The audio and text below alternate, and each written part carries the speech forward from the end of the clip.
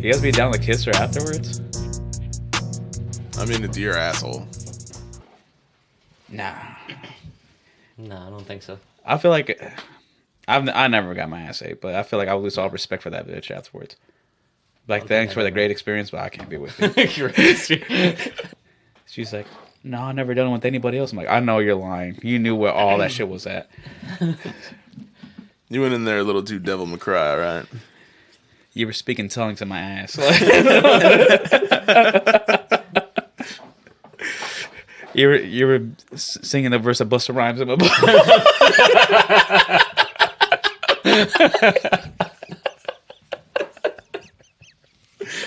Welcome to the Death Taco Podcast. I'm your host, Chris, and today I'm joined with Josh and Jesus. What's up, buddy? What's up? And today we're here to talk about the 2013 film Evil Dead, directed by Federico Alvarez. This dude directed a movie called Don't Breathe. You guys seen that one? No. So Evil Dead was this dude's first movie. And Don't Breathe is another one that's like really well received. So Evil Dead is a reboot of an older movie from the 80s. It's a cult classic, I guess they'd call it that, directed by Sam Raimi, who came back to produce this along with the main actor, Bruce Campbell. Sam Raimi, you guys know who Sam Raimi is? Mm-mm. He made the original Spider-Man trilogy with Tobey Maguire, and he did these movies, Drag Me to Hell. Fucking God does amazing movies. So yeah, he came back and helped produce this. He signed off on this. Bruce Campbell signed off on this. I didn't look at the Rotten Tomatoes score, but as far as I can tell, this is just all around a well-received movie in the community. And Josh, you said you'd already saw this. Yeah, I think I seen it in theaters when it came out. I can't remember where the fuck I saw it. I know I saw it. It came out in 2013, so I had to have seen it at the movies or with her. I've never seen it, but once I started seeing it, I'm like, oh, now I know where they started making. Because remember the movie Scary Movie? They make fun of it also. It's a scary movie? Yeah. What part? One supposedly the chick is like looking through the little crack of through the basement and like stomp on it, and like her fingers are still out. Yeah. Which one was that in? The one that was Snoop Dogg and what's his name was still That's alive. the fifth one then, huh? Yeah. Oh, okay. Yeah, that's probably why I didn't see it. Yeah, I haven't seen that one yet. But what was the movie you just said? Don't Breathe. Don't Breathe. I thought that was part of a trilogy where see no evil, hear no evil, speak no evil. Because you remember they made a movie where you can't, if you start seeing anything, you commit suicide. So I thought that was part of a trilogy, all three. And then they put it on Facebook. I don't know if it's by the same director or anything, but I don't think so, because this director didn't make nothing. He only had like this one and that other movie, the Don't Breathe movie. yeah, this was the first time I had seen this movie. It's a good movie. It's a lot of gore. Yeah. A whole lot. Yeah. Bloody as fuck. That's something I gotta criticize later on. So you guys have never even heard of like this movie at all? Like I'm the one who put you guys on. Well, I mean you've seen it, but I mean the old ones. Like this whole thing with the guy with the chainsaw arm. See, I seen that, and then it occurred to me that it was a remake. I mean, I liked it. Without spoiling it, I do. There are a few things that I like criticized about it. There's a lot of things I criticize about it. It's a good movie. Don't get me wrong. It was a good movie. No, don't get me wrong. Like I completely like that you guys have different opinions of this. That's the whole point of a podcast. Because if we're all here just sucking off a movie, then that's no fun. So I want it to where like not necessarily like to be disingenuous, but if you guys don't fuck with the movie, like that's perfect. Because that's what podcasting is. It's supposed to be just differing opinions, having a conversation, not just gassing something up. So whenever I say shit, I'm not trying to like change your guys' opinions. It's just, just say whatever the fuck you want. Nah, but so like to outline this movie, it is the most generic movie plot in horror films. It's up there. The Cabin in the Woods. That's more or less the plot of the fucking movie. Kids go to the cabin in the woods. Shit happens. Yeah. Yeah. Which is another reason why I like this movie, because of all the movies where kids go to a fucking cabin in the woods, this is one of my favorites. Yeah, but so the kids go to the cabin in the woods, stuff happens. Cabin Fever, there's an actual movie called Cabin in the Woods. half of the Friday the 13th movies. Off the top of your head, could you guys think of other Cabin in the Wood movies? There's like an entire season of it in fucking American Horror Story. Yeah. 1984. Yeah, it's Yeah. pretty much homage to these type of movies. Is Cabin in the Woods the one where that group of people go there and they have to get killed? That's And, all like, of them, man. Hold on, my bad. I didn't finish. And like they go as supposed to be like a conspiracy. Like there's an underground base of the cabin. It's all rigged. Yeah, it's all rigged. What movie is that? Is that it? That's called literally The Cabin in the Woods. Okay. Nah, but yeah, like I said, that's another movie that's like paying homage to this like horror trope. I feel like that's a white people thing. Yeah. Speaking of that, that's something else I wanted to talk about. So, are you guys big on like camping and shit? Yeah, I've gone camping. I've gone like once, twice. Would you guys go to like? Was it a cabin in the woods? No, no, it was a Tent tent. in the woods. It was a tent in the woods.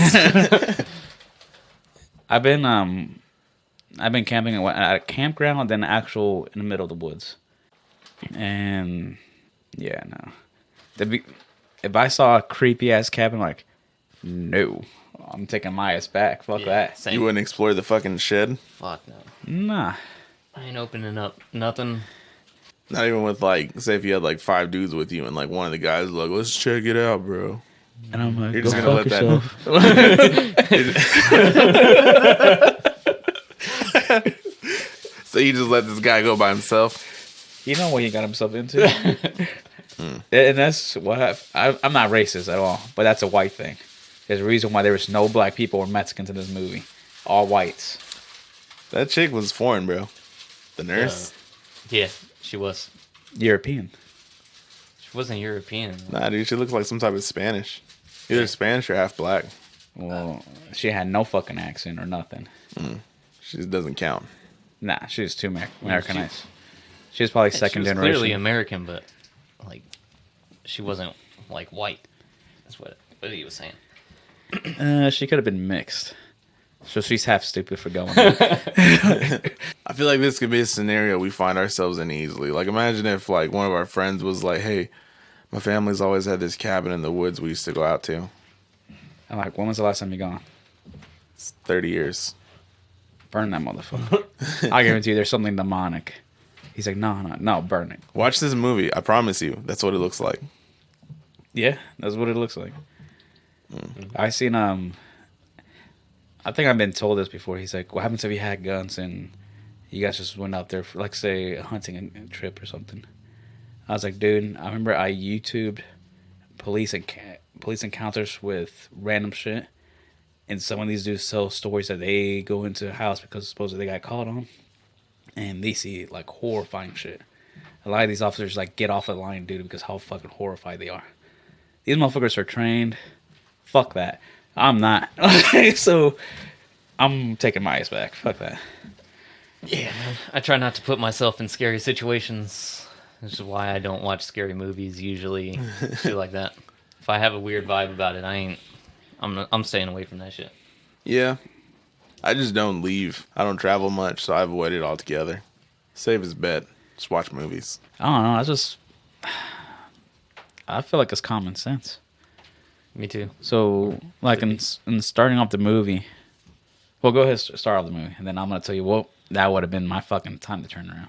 All right, then. So we're going to go ahead and start breaking down the movie. If you haven't seen it, I recommend you going to watch it and then coming back for this part because we're about to spoil the shit out of this movie. So the movie starts with a white chick lost in the woods. There's fog everywhere. This bitch is deep in the fucking woods. And she's covered in blood, and somebody's stalking her, apparently.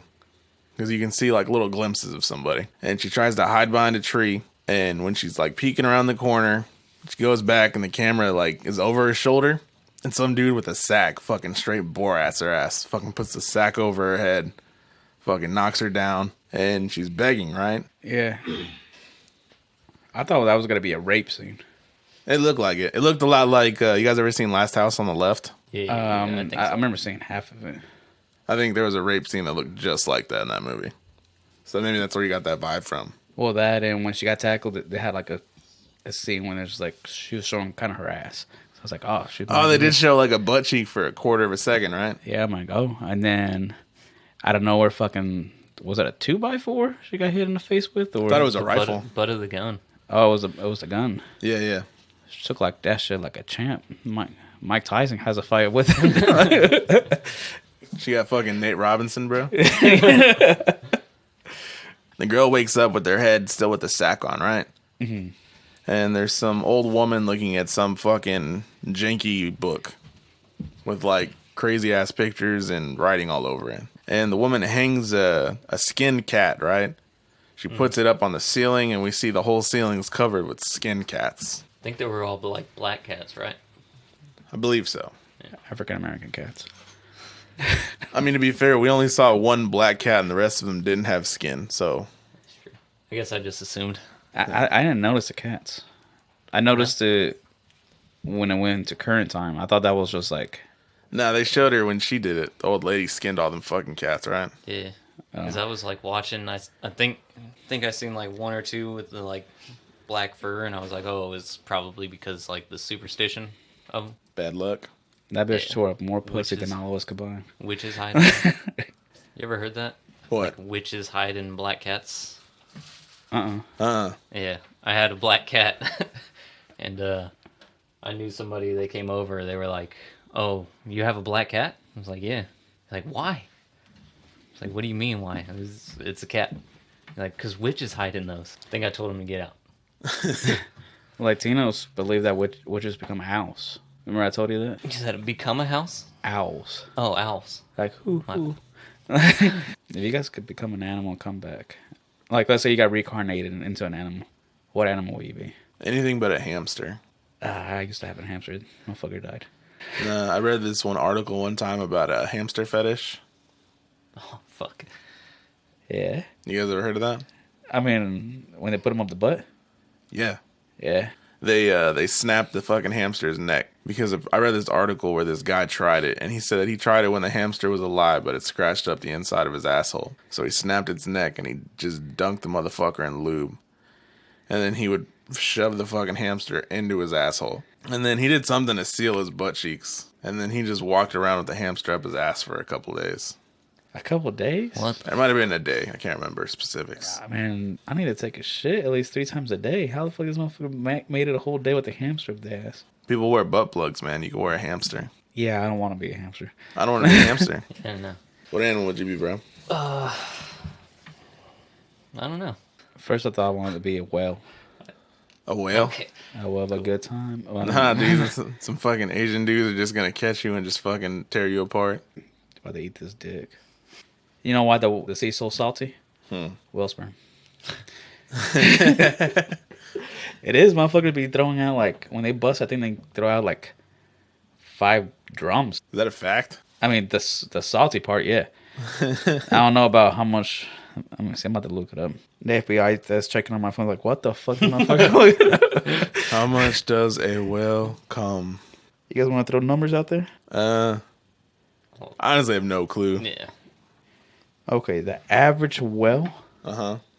ejaculates out of his whole entire life 400 gallons, and only 10% actually goes inside the fucking other whale. The rest is just in sea. We're eating it up. I think I could beat that. Yeah, me too. 400 gallons sounds doable. I might have already beat it. What we come here for? The movie? So the girl gets captured. She wakes up in the basement with some like lady doing some witchcrafty shit. And her dad walks up to her. And he's kind of trying to console her a little bit. And, you know, she's begging for her life. And the camera's panning around the room, and we see there's like a group of people there. And they don't really say who these people are. And they look like the hills have eyes. Yeah. One guy does. There's one dude who looks like Sloth from the Goonies. Yeah. He's fucked.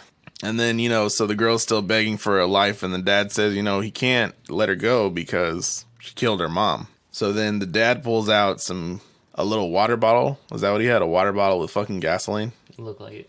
So then he starts dumping gasoline all over the chick's head. And this old witch lady, she says, you know, you gotta save her soul. So as the dad pours the gasoline on her head, I think as soon as he lights a match, right? The second the match gets lit, the girl's looking down, and when she picks her head back up, she's gone demon mode. And she says, I will rip your soul out, daddy. Yeah. I thought that old lady was blind because her eyes were white. Remember? She could have had contacts on. Really? We have like the Hills Have Eyes people around, and you think those were white contacts? I mean, not in real life. She wasn't blind. I'm just saying in the movie. I don't know, man. I mean, she could have been dramatic. She was skinning cats and shit. She could have been like a big fucking Hot Topic fan. I didn't pay attention to it. Maybe her eyes were rolled. I didn't notice her eyes though either. She was reading a book though, bro. I know that's what made it strange to me.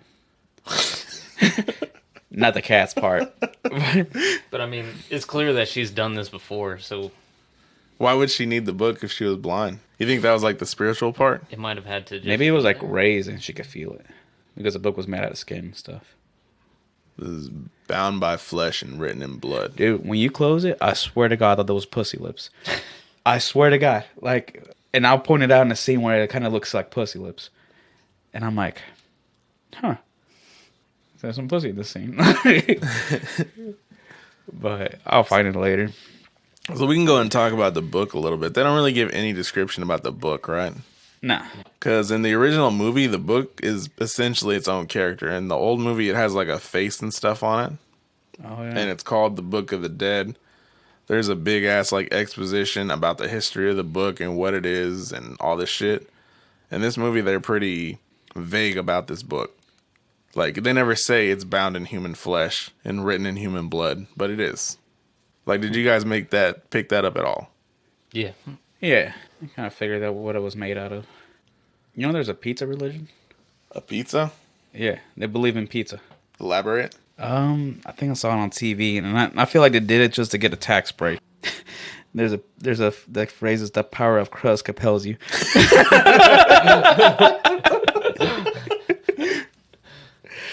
All right, boys. So we're 2 minutes into the movie, and we're an hour and a half into recording. And people's like, what the fuck? There's one person to blame. Now we've all been going on tangents. It's fun though, dude. That's why I haven't stopped it, because it's been good shit.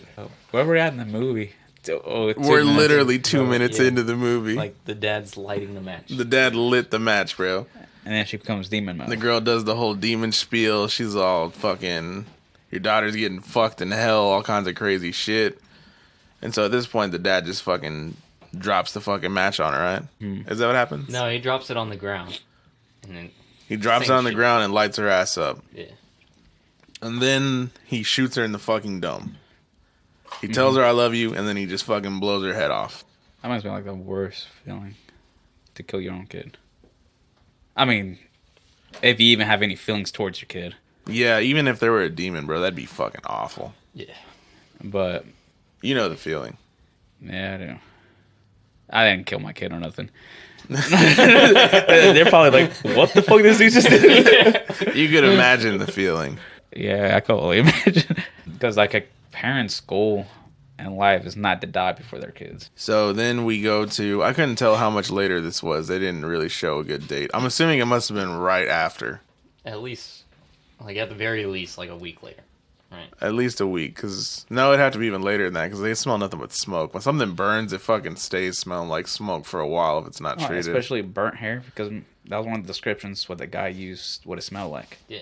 Oh, okay, then so maybe it was just like a couple of weeks out or something. Because there were still flies, like, on the cats and shit. Oh, yeah, and the fucking cats hadn't, like, turned to nothing yet. So, yeah, it had to have been relative soon. So, we see, like, a Jeep driving through these deep-ass fucking woods. And then we see a group of friends arrive at a cabin.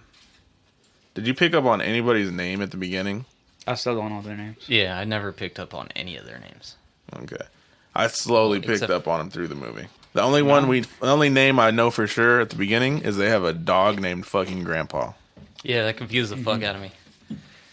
Yeah, that's the only one I know. Everybody else. Did you guys ever name any pets anything dumb? Yeah. So the hamster that we were talking about, his name was Poe, and it was from Kung Fu Panda, Poe, and it was a gift. Ileana that went to school with us gave it to me because we had a project. Well, my routine was, and I used to share a room with my brother. Every morning, I used to just tap on its cage, and I bought a nice ass setup for him. Motherfucker was living in luxury. He had like fucking 2-story house and shit. Or I would tap on the fucking cage, and he would just start running around. And then I'll just keep on walking, go to the restroom, do whatever. And I used to share a bedroom. My brother used to wake up before me. Well, this morning I was like half awake, and I just tap it, and then I just took half a step. I'm like, oh fuck, he didn't move. And my brother started laughing because he knew it died. So, as soon as he saw my reaction, he's like, oh, he's dead. So I can't remember what the fuck I think. I think I just threw him away. But that's how I fucking KY. Nah. And then my dog, his name was Sancho. So my dad actually named him that. So the people have these kids meet at a cabin. They have a dog named Grandpa. And we're introduced to David and Mia. Those are the two main characters, the brother and sister. So we learn through dialogue that this group is met at this cabin because apparently Mia is some form of drug addict. And they're there for intervention. And yeah, it wasn't like an intervention. It was like, you got to get cured, and we got to keep you here. Yeah, it's one of those oh, things. wait, so intervention's just the meeting that you need help. Yeah. But what's it called when they do that? Sweat it out. She was going Cold cold turkey. So yeah, apparently they had tried this before and she fucking flaked really quickly. Yeah, like 8 hours. And also during this little meeting at the beginning of the movie between the brother and sister, we kind of learned that the brother's been distant. He's not been part of our life since their mother passed away. And that's kind of like the vague thing we get about at the beginning. So it's kind of an awkward meeting between the two. And he gives her some necklace that he said is made from buckthorn for luck. Do you guys remember anything specifically about the necklace? Because I feel like they didn't really show it too hard. Nah, I feel like it was just a prop. Like, I had nothing really to do with the whole thing. Just a generic ass like wood necklace. Mm-hmm. And so the next shot after Mia and David have this meeting is Mia standing over a well with her friends around her. She gives some type of vow that from this day forward she's not going to touch the stuff anymore. And she pulls a little baggie out and she dumps some powder looking substance into a well. And we were already talking about this. We're not really sure what was in the baggie. Heroin, meth, some type of powder for sure, correct? Yep.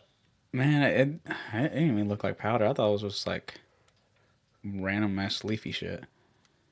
I thought it was like, is that bitch addicted to weed? Is that it? But I guess it's powder. Powder. It's probably like heroin or something. What if a plot twist and it was just sugar? She had like a caffeine addiction. Oh, I have a plot twist, but I don't want to say it right now. So the group goes into the cabin and they see that the door has been busted open. There's a crowbar on the floor. And their immediate response is just like, well, somebody recently broke in. Let's just fix it up, guys. Oh, well. Another like weird sign. Yeah. 100%. And they were kind of walking around really nonchalantly. Like, I'd be afraid that there was like some crackhead just jerking off in one of the rooms as you were walking into it. Yeah. Especially like when they start walking. And supposedly there's like, the camera goes underneath the house and you can see them walk on top. Yeah. I would have been like, fuck that. And also we learned through dialogue at this point, like we said, that this is the second intervention the friends have held for Mia. But this is the first one that her brother David was at. And one of their friends is named Olivia. That's who the darker skinned chick was. She's the nurse who's supposed to be like monitoring Mia to make sure that nothing happens medical wise. And she tells David that, hey, we already tried this. She flaked out. So we need you to be on board with the plan that if she wants to back out, we're not going to let her. And David's response is, fuck that. You know, if she wants to leave, I'm going to let her dip. If you guys have siblings, if you guys were to like be in this situation, do you think you would do it that way? Nah, I feel like an actual professional help. Like send them through a rehab center. I feel like I would be too emotional to my sibling. Not emotional. I feel like because they're going to suffer. When they go cold turkey, they go through fucking pains, fucking sweating. Like, it's torture. I don't know if I'd be like, I don't know. I just can't see them torture. I'll pay somebody to see that. But at the same time, I don't know. If I saw signs that they're getting addicted to something, I'd be like, hey, you need to cut that shit out before you know you'll be sucking a dick. So what about you? So like, what if one of us was fucking... So in prior experiences, the fucking paid for help or even like free help sometimes, like going to like a therapist, like staying there months or whatever until you're sober, does not always work. And the nicer you are to that person when they're going through that shit, I think the worse off they are afterwards. They I don't know. In most cases, they take advantage of that. 'Cause you got to realize, like, this person isn't. They're not really themselves anymore. Their mind is focused on one thing, and it's like getting that shit again. You know. So they're doing whatever, saying whatever they can to get it again. So the harsher you are on them, I'm not saying like telling them like, oh, I'm never gonna fucking talk to you again, but telling them like, you know, like this is like destroying you, this destroying me, whatever, you know. So you can't like the phrase is this is an actual phrase. I'm not saying shit. It's pussyfoot. You can't pussyfoot around it. Yeah, you have to. You gotta like. You gotta be tackle that firm. Shit. Yeah. I could see that because if you tippy toe around the shit, then they're gonna think that it's okay. So you would be in this particular situation. Would you be ready to be like, all right, we're gonna do this shit the hard way? 100%. Yeah. I mean, if that option came up to me like that, yeah. I think I would too. If it was somebody especially like I really cared about too. I just feel like I would have not done it in a cabin in the woods. Yeah. Fuck no. You want that controlled environment, but You also want to be able to get somewhere if you need emergency help, right? yes, because that person like it can destroy your body. No, but so all right. So after David gets this like proposition from Olivia, this next scene is now it's nighttime at the cabin, and Mia's flipping out in the bedroom, and she's being consoled by Olivia. She's really fucking going ham in that fucking bedroom. She's like just screaming, flipping out, sweating right away. They said the last time they did the fucking intervention, she only lasted 8 hours, right? Yeah. God damn. And like as she's flipping out, then like David walk in the room and she kind of calms down for a second. So it kind of seems like all right, maybe his presence is gonna make shit different this time. So the nurse Olivia, she pulls out a syringe and she injects something into her arm, some type of sedative. I'm guessing something to like make her sleep. I'm guessing. Yeah, I think it's just to calm her down. Thought it was like a tranquilizer type shit. And during the whole entire time, even like when they first went into the house, she was complaining about a smell. Yeah, because that's this moment. That's when she's like, I can't stand that fucking smell. She says it smells like death, right? Yeah. And nobody else could smell it. Which that was a weird thing. And they keep saying like something I thought that was cool about how they did this story, right? Is with her whole like addiction thing and going through withdrawals. That at the beginning of the movie, all the shady shit that's happening, they're blaming on her withdrawals. Yeah. That bitch is tripping. She's a fucking junkie, all right? She doesn't know what she's seeing, which is, to be real, it's a real rational thing to think, right? Yeah. Oh, yeah. So that's what Olivia says. She's like, it's just a side effect of her fucking whole thing. But at this moment, the dog, Grandpa, pulls a rug off the floor. And once he pulls it, it reveals that there's blood stains in the hardwood. And also a trapdoor. Is that what you call that thing? These people's first instinct is, let's lift it up and go inside. As soon as I saw the door that was broken into, I would have been gone. I would have been the end of the movie. The second I seen the trapdoor, like after connecting those dots, I'd be like, these dudes are under our feet right fucking now. Especially the blood. Yes. This might be a white people thing for real. Man. Look, I'm half white, bro, and I wouldn't even gotten out of the car to see the door busted open. That's your not half white part No, talking. I would have bro. been out of there. I would have pulled up, seen how shitty it looked. Like, well, we tried. Let's go send her to rehab. Yeah, so the dudes open the hatch, and David and his boy, the guy with the long hair, his name is Eric. It's a real challenge for me to remember these names, by the way. I fucking hate Eric. I hate everything about him. We're going to get into why we hate Eric, okay? So they go into the basement. And Eric talks about it smells like burnt hair down here. And they walk through a little hallway, and then they get to a door. And when they open the door, there's skin cats hanging from the ceiling. I'm talking about a dozen at least. Yeah. They're all over the goddamn, like full-grown cats, just skin dangling from the ceiling. And it's at this point they find the post that was burnt. So now we see that the room that the girl was burnt in at the beginning of the movie was in the basement of this cabin. And then when they open the little trap door, they're like, oh, it fucking stinks. How can you not smell that shit? Rotting fucking cats and burnt. I have no idea. It's a cabin, so it's wooden floors. It's got to leak the smell. Yeah. Maybe they had allergies or something. They couldn't smell shit. And the guys also find the book the old woman was reading from, and it's like covered in some type of cloth and wrapped in barbed wire. thought it was just covered in a plastic bag. Like trash bag. Yeah. Oh, Like well, a trash bag.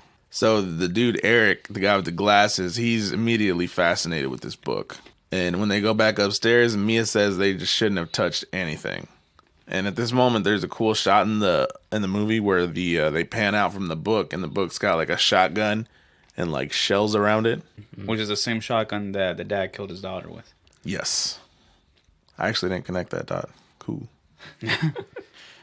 And then after this, there's kind of like a random montage of the group trying to fix up the cabin, making it look nice. Mm-hmm. There's a scene where the brother David, he's using a nail gun on the door. There's a scene where his girlfriend Nicole, the blonde chick, she's in the kitchen cutting some meat. And something that's really cool is I liked how this movie focused in on like the random tools that would come into play later, right? Yeah. Mm-hmm. Like when he's using the nail gun, you know, they boom, That pissed me boom. off.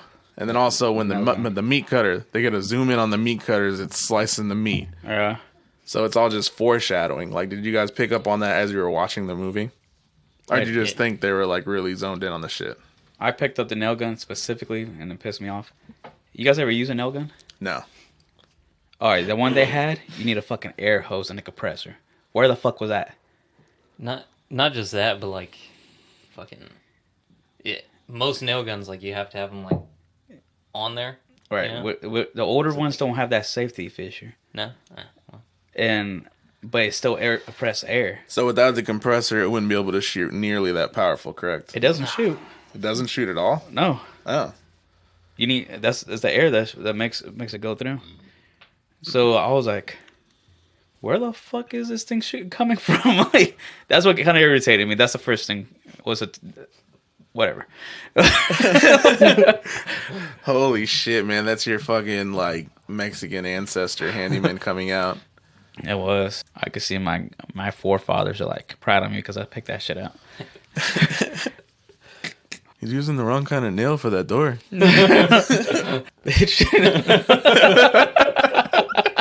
Tell me that's not what just happened, bro. It's completely unrealistic.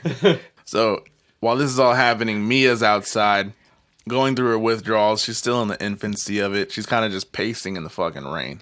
Yeah. I'm surprised they even like let her be outside. You ever, like I said, I've seen crackheads. They run fast. That bitch could have dipped the fuck out to get more drugs. They're pretty deep in the woods, though. Pretty deep. And I imagine, like, what I thought was, like, oh, she's probably, like, sweating and shit, like, hot as fuck. Like I said, they get a temperature, so better to let her, like, walk it off in the cold-ass rain than to have her die. Yeah. You think they wouldn't want to leave her alone, though, like they did? That's true. Yeah. Especially, like, walking in the fucking rain. Yeah. Bad job by the friends. Yeah, especially like one's a nurse, and supposedly she was prepared for that shit. So while she's outside pacing in the rain, we're getting like simultaneous shots of the dude Eric fucking with the book. He cuts it open with pliers, cuts the barbed wire off, opens the book. Oh, but before he does that, we get the first shot of like the cover of the book, and you could tell it's like, I don't know if I would have automatically assumed, oh yeah, it's like bound in human flesh. This is like skin that's been, you could tell it's like some type of sewing stuff like on the material. No, I got the first five. That's human skin. I would too, man. Because I I think guess the hanging cats give it away. It's true. So we get a shot of the cover. It's like sewn together human skin, but they never flat out say that's what it is. So we have to just assume that's what it is. And as he opens the book, there is literally 1,000 turn back now signs on every fucking page. It's like they did one of those flipograms on each page when you like, crack a corner and somebody's drawn like a doodle, and each one is like, shut the book, you dumb piece of shit. Yeah, like there's multiple warnings. Like every page he flips, don't read this. Don't look at this. Don't say that. Turn back. Literally, those are the words written on every page. So don't read this, don't write this, don't speak this. So Eric even gets a paper cut as he's flipping the fucking page and bleeds directly onto one of the fucking pages. Like that would. I was so infuriated watching that entire scene. I don't know. Were you guys just irritated as shit, like watching him do that? Yeah, Extremely. More white people shit. Well, Like, That's like next level white people shit. That's what I thought too. Like, why are you that? and the thing is, there is a lot of warnings. it's because he was a teacher, man. It was a book. He wanted to read it. Was he really a teacher? Yeah. I guess so. I He'd think be he's a curious. science teacher. I'm trying to And how find- did he figure out the fucking way to find the words? So it was scribbled over. Yeah, you never did that with like in school with a leaf. You put a piece of paper over the leaf. I remember wrote doing the- it like one time, like trying to see like old handwriting that's not there anymore, right? Yeah.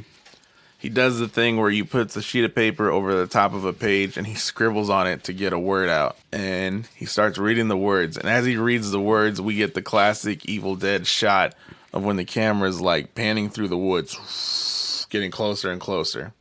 Every word he says, the thing starts moving quicker and quicker. That's what like this movie's known for, is that camera shot of like the camera just Yeah. fucking coasting through the trees and shit. So and supposedly what this represents is like the entity, the demon, whatever, the force. I just call it the unknown force, just coasting through the woods. And as he keeps saying these words, it all ends in a climax of it just hits Mia right, just smacks right into Mia's face because she's outside pacing, and she just vomits immediately like orange shit. I thought that was straight blood. I don't think it was blood. Nah. And after she vomits, she looks up. She sees a girl standing off into the distance. And this is one of the first creepy moments because the girl looks like the chick from The Ring or The Grudge, pretty much. Just black hair and her face, correct? Yeah. You can see she's wearing like a white dress type shit. Yeah. I thought that was her, but I thought she was seeing herself. I thought she was too. Like, I'm confused about that whole thing, But- the ending, but well. But then I put two and two together. I think that's the original chick they burnt, and she got out of the cell.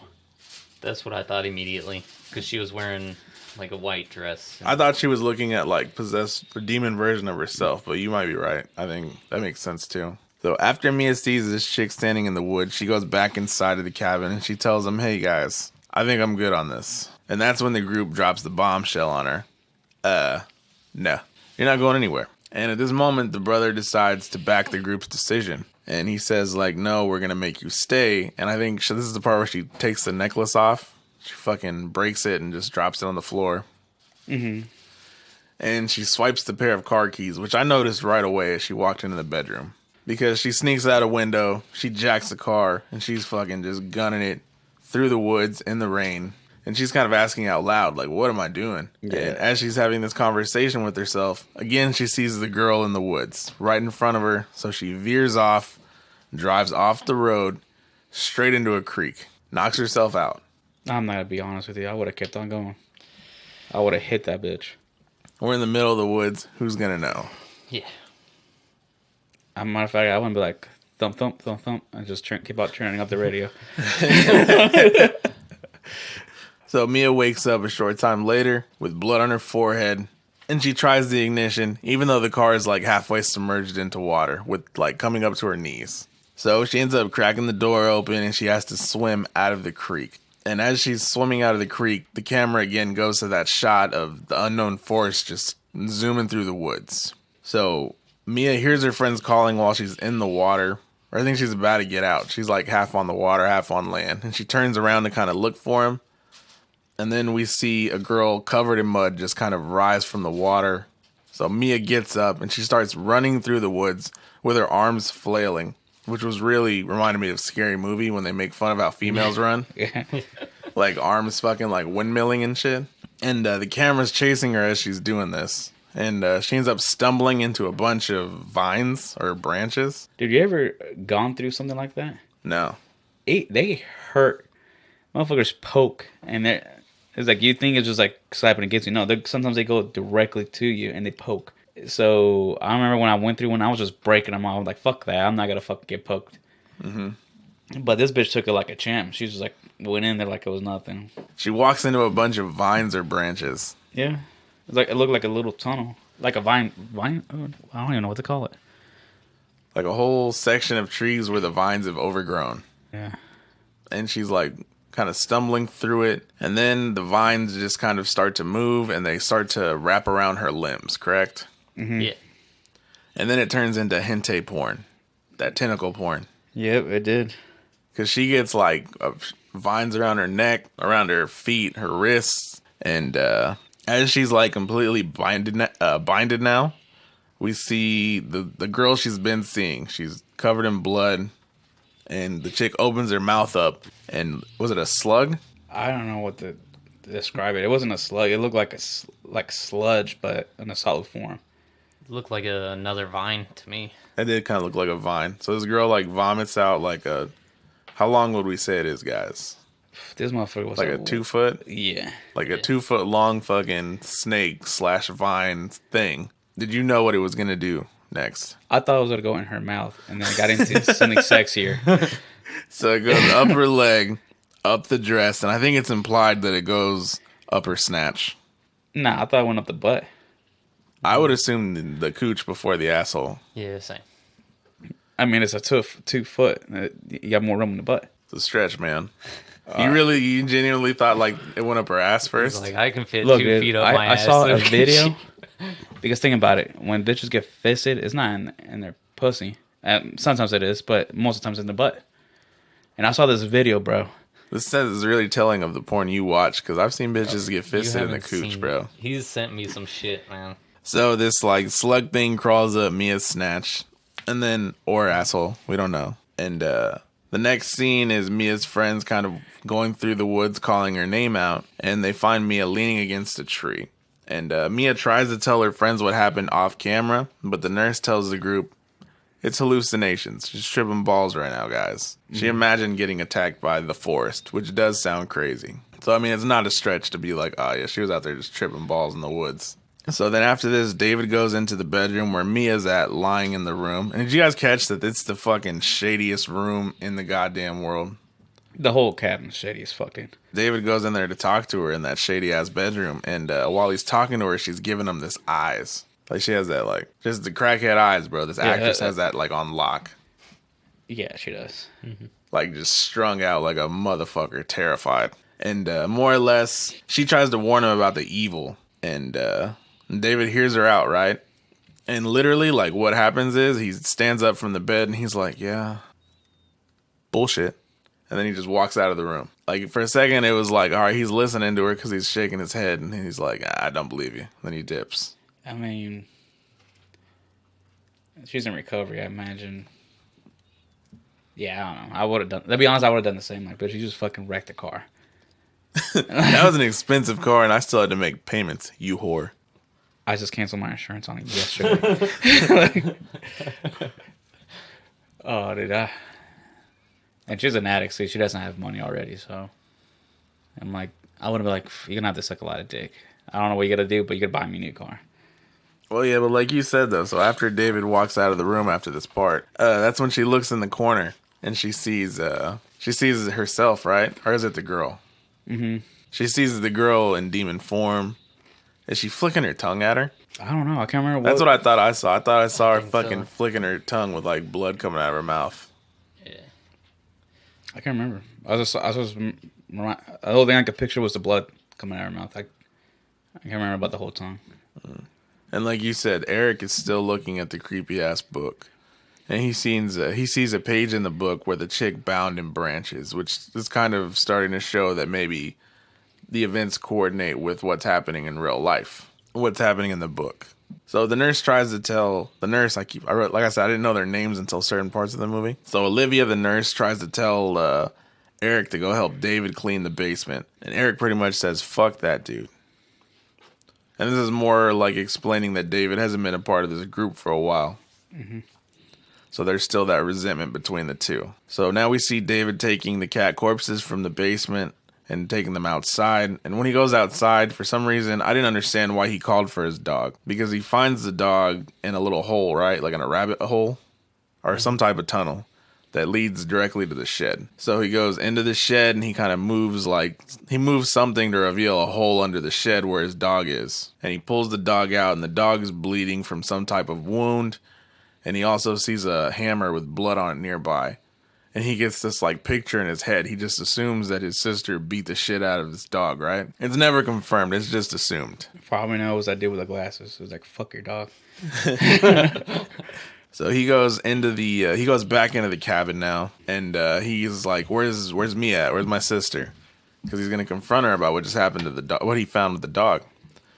So he goes to the restroom where she's taking a shower, and he's banging on the door, and we get a shot that she's in the restroom in the shower, fully clothed still, under the shower head with water coming down on her. And she turns the water to hot, all the way up. And she's just standing under there as this hot water is coming on her. David's banging on the door more profusely as the water's getting hotter and hotter.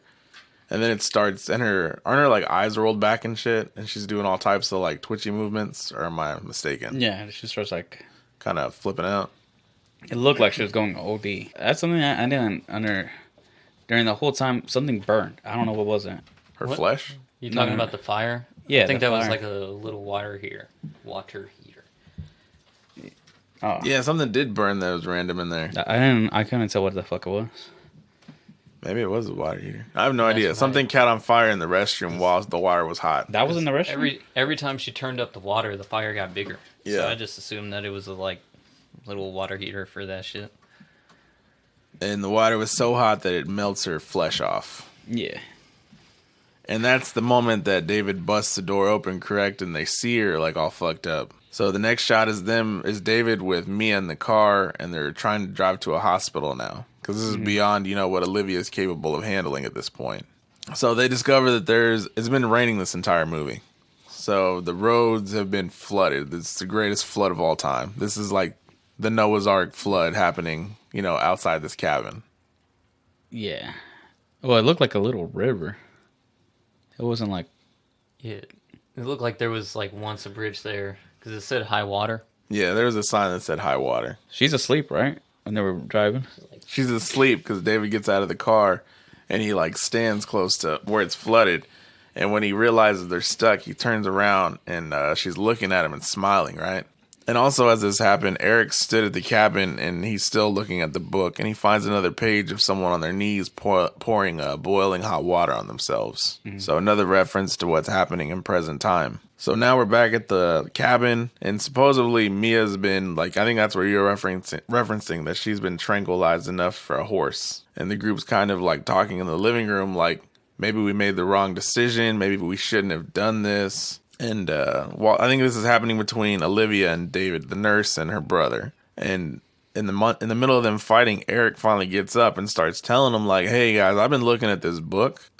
Some weird shit's been happening." But I think before he can go into detail, that's when Mia walks into the room holding a shotgun, and she's like kind of tweaking and twitching and like staring at the floor, ignoring people like talking. Mm-hmm. And the group's obviously, a little nervous. I would be too. Like, another thing. Why you gotta have a fucking weapon in your crackhead? I thought this was a cool like shot. This is like a genuinely like creepy thing as she's walking out of the room. Oh, yeah. I think this is like kind of when it picks up and it goes full fucking like ape shit. But then again, I mean, I guess when like the branch crawled up her possible butt / vag. Not the porn I watched. It was still neutral until the shotgun scene. Weak sauce. He said weak sauce. So Mia raises the shotgun to David, and I thought she shot over his shoulder, but she actually hit his shoulder, right? Yeah. Yeah. Flesh wound, I'm assuming. When I saw that scene, I was like, Ricky. I straight said it. And right after she shoots David, the camera does its thing where it's in the woods again, just kind of like just coasting through the woods. Busts the door open, and it zooms in right on Mia's face, and she starts screaming, and we get this like poltergeist like moment where like stuff's flying around, wind's blowing through the house, and Mia screams and says, "You're all going to die tonight," in this like demon voice. Did she go like demon face at that point? No, not yet. Because she's all fucked up in the face. She has burns all over her face. No, not yet. Because they describe her eyes. Yeah. So she has like yellow eyes, correct? Oh yeah. And then she passes out, correct? As soon as she says you're all going to die tonight, she just passes out on the floor. And somebody tells Olivia to grab the gun. So the nurse tries to crawl over towards her. And before she can grab the gun, Mia fucking was playing possum and just grabbed her arm and jumped on top of her and just vomited all over that bitch's face. And so Mia's on top of the nurse on the floor in the middle of the living room. And the nurse just like straight fucking judos that bitch off of her into the fucking basement hatch. Yeah. So then Eric gets up, slams the door shut, and he's on top of it. And Mia's kind of like banging on the door, trying to get out for a second before she goes quiet. Nah, she doesn't go quiet. She's like downstairs, like still screaming in it. They think she's hurting herself downstairs. So David tells Olivia to give Mia another sedative. So she has to go to the restroom to get more needles or whatever medicine they were using. And there's this weird moment where they're like kind of debating like semantics as like Olivia's like covered in vomit. Like, are you sure we should give her more? And she's like covered in puke and has like all types of little shit all over her face. And I just laughed when I saw that. Yeah. It was like meat they were eating earlier from the. Yeah, she was like covered in chunks of stuff and like the vomit. That shit was gross. So while Olivia goes to the restroom to get more stuff, Eric tries to convince David that it's not withdrawals. It's probably the witchcrafty shit in the basement. And at this moment, we're all like, no shit. Yeah, that's something that bugs me. Also, I'm like, everybody's still thinking this withdrawals. Like, no. After that, we're beyond withdrawals. So the next scene is Olivia in the restroom. She's looking in the mirror, and we see the oldest horror trope of all time. As she's getting stuff out of the restroom mirror, she shuts the mirror, and of course, it's the jump scare. But it's a pretty good one, though, because isn't like her face all fucked up in the mirror as she's looking at it? Yeah, I knew something was going to happen. And simultaneously, when she sees her face all messed up, the camera pans to the book, and the book opens up by itself, and it goes straight to the page of someone like that looks like they're cutting off their own face. So once that happened, did you guys just like connect the dots of what was going to happen next? Yeah. Yeah. I was like, oh man, she is pretty. No, she's not. So Olivia's like walking out of like the restroom, right? But she stops at the doorway, and she kind of she drops the needles, and then she's kind of like convulsing and stuff while standing up, and it looks like she's getting possessed, and she like pisses herself. Yeah. Dude, that's one thing I noticed. That bitch needs to drink water. Yeah, for a nurse, right? Yeah, that shit was straight yellow. And I was like, you need some H2O. I don't know. It's just, that's something I noticed. I had the same thought, man. I think that was the only way, like, they had to distinguish, that she wasn't, like, just squirting all over the floor. We had to know it was piss. No, it's all right. So Eric goes to find Olivia because she's taking too long with these fucking needles. And he finds the restroom door closed with the lights off. And as he opens the door, the lights start to flicker. And he sees Olivia's crouched in the shower, kind of shaking. So when he finally gets close enough, Eric sees that Olivia's, like, slit her cheek open. And she has yellow eyes, so she's gone full demon mode now. And he kind of starts walking backwards, and he does the blood in, blood out thing when he trips on a piece of flesh. I'm assuming that's what that was, right? It was her cheek. tongue. Man. I thought it was her tongue. Some type of flesh. I thought it was the part that she cut out. So he slips, and he lands on his back directly on this toilet. Have you guys seen Blood in, Blood out? You know the part where they drop the guy on the fire hydrant? Yeah. Yeah. It's immediately what I thought of when that happened. Nah, when I saw that, I was like, fuck, that hurts so much, dude. I just picture, like, how long would I be out of work?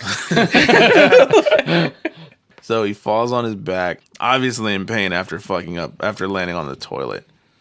So then Olivia stands over him, and she stabs him about 30 fucking times in the face with a syringe. Yeah. Right. Oh, fuck, that would suck. You And think she that's what a literally turkey feels? got him in Jabbed the eye. the shit out of him. She stabbed through his glasses, didn't she? Mm-hmm.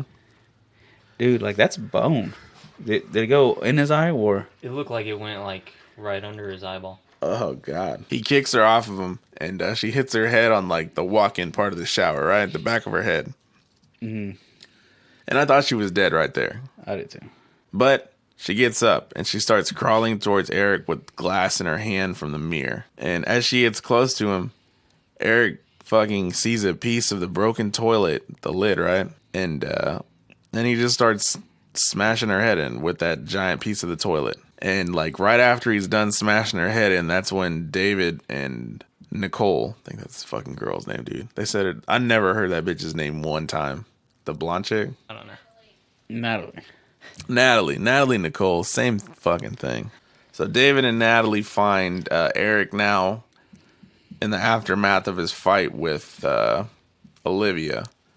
And I guess it's kind of like he's saying as they walk in, like, she was trying to kill me. She has a knife, right, in like crawling form. Yeah, she's still.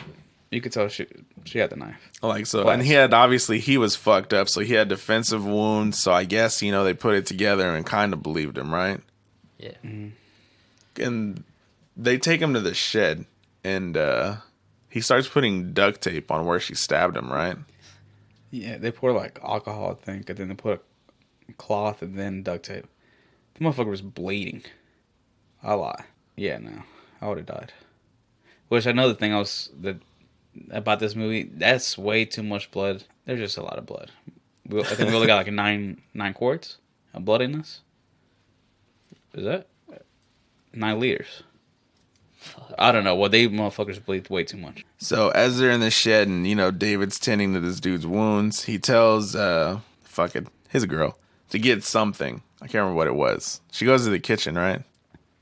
See, I don't think I'd be comfortable going back into the house. That's what I was saying. There was like a fucking crackhead that has to film me, and then there's a dead body in the restroom. Bro, not just that, but like when she walked into the house, like what bothered me the most is she seen that the fucking trap door was open and still proceeds to like walk by herself, not call to anybody, nothing. She just like walks by herself past it and into the kitchen. That's what pissed me off. I think it was closed. Yeah, it was closed. It was closed when she walks in. She walks in, goes to the kitchen, and then she hears like a bang when she's inside.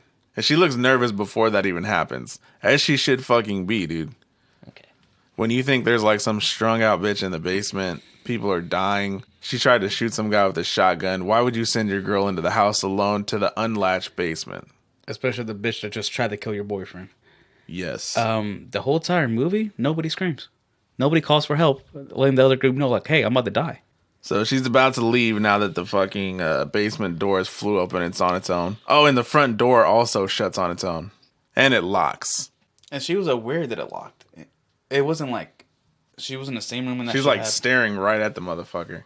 Yeah, and that's all. So she's about to walk towards that door, right? But then she hears a voice from the basement. She hears Mia's voice.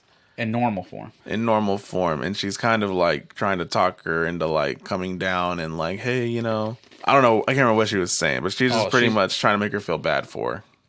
She was saying, why am I here? Why did you guys put me in the basement? She's like, I'm hurt. Yeah. She tried to make herself like she was hurting. So David's girl, even though the basement hatch flew open on its own, the front door is shut and locked by itself. She goes down into the fucking basement where Mia's sitting at the very bottom at the bottom of the steps. She gets close enough to where she could put her hand on her shoulder, but I don't think she actually full on touches her. And she's like still just kind of like trying to console her up until Mia puts on the demon voice. I can't remember what she says. That she could smell like her something soul. Oh, yeah, she can smell her dirty soul. She could smell her dirty soul. So at this point, David's girl finally goes, oh yeah, this is a fucking stupid idea. And she starts trying to back out, but one of the steps breaks, so she's like kind of hanging on to the very top of the basement. And she ends up getting drugged into the into the basement, and the hatch shuts. And now she's on her back on the steps, just staring into the dark where Mia crawls out I of. thought she was knocked out. Yeah, so she knocked out for a second, but they don't cut anywhere else. This is just like the very next shot. So she's waking up, and Mia crawls out of the darkness right up to her, and she starts licking her thighs, correct? I thought she was being ate out. I thought it was going to happen. Yeah. The way the movie was going, I wouldn't have been shocked. But she just starts licking her thighs, and David's girl grabs a box cutter, right? Mm-hmm. Oh, and this is the part where she says, I can smell your filthy soul. So as David's girl's holding the box cutter, Mia bites her hand and she drops the box cutter. So now Mia has the fucking knife. Mm-hmm. And she fully extends the box cutter's blade. And she puts it up to her tongue like if she's going to lick it. And she splits her tongue open. Like in half, like a snake. Yes. Splits it down the middle. And then she pushes her mouth against Natalie's mouth, and blood's just all over the place. Yeah, I thought she was gonna kill her, like drown her in her own blood. But at this exact moment, David opens the hatch door and he pulls his girl out, and Mia starts screaming fucking Exorcist lines at him pretty much. This is what I said, reference to Exorcist. Your mother sucks cocks in hell, your sister's getting fucked in hell, I want your soul, blah blah blah. Everything you could imagine that was said in The Exorcist. is said at that moment. So it's at this point that David shuts the basement door, and he does this, like, there's this montage of him going to the shed, getting some chains, chaining the door shut, and we're supposed to believe that Mia just sat down there, just like, all right, let him do this. So he's finally sealed the basement, and it happens in about half a second in the movie, but you would have to imagine this took about a fucking hour. You guys, it took us 3 hours to build a fire pit. It was a good fire pit. I'm proud of our work. And this dude had to fucking set up basically, a medieval lock for the hatch door. Comes back to the reference to where you were saying, like, where's that deadbolt at? I don't think there was a deadbolt. Well, there was one. What was his name? Eric. He lashed it shut, but when it was open, I'm guessing she broke that, and that's why he chained it. Whatever.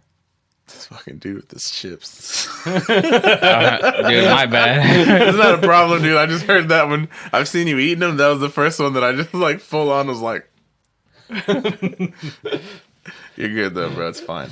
We're not on the radio. It's cool. But so after David chains the basement door shut, he finds Eric trying to burn the book.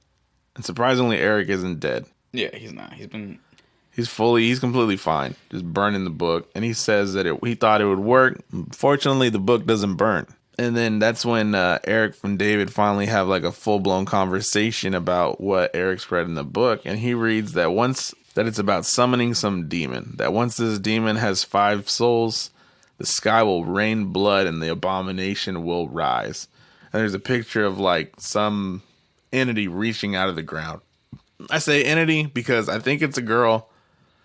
Or is it? I feel like it's a girl, but she didn't have no tits or no vagina.